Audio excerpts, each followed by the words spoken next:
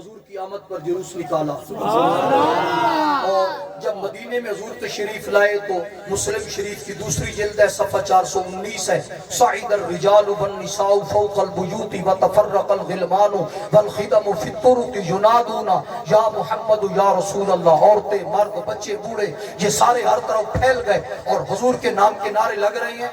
یعنی جلوس یہ وہ عمل ہے جو یا فرشتے کرتے ہیں یا صحابہ کرتے ہیں یا صحابہ کے نوکر کرتے ہیں. سبحان اللہ.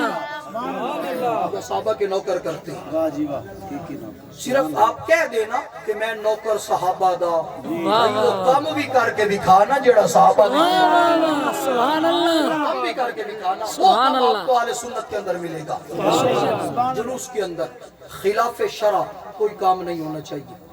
یاد رکھیں جلوس کے اندر یہ پٹاخے، یہ شرلیاں، جی ڈھول، اور اسی طریقے سے ناچ گانا اور چمٹے، یہ تمام چیزیں چھوڑیں.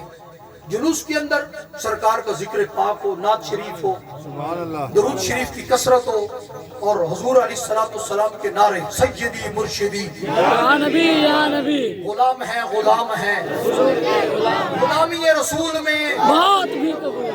ابھی آپ مرے نہیں، ابھی آپ زندہ رہیں اور زندہ رہ کے حضور کی شریعت پہ عمل کریں. اللہ تبارک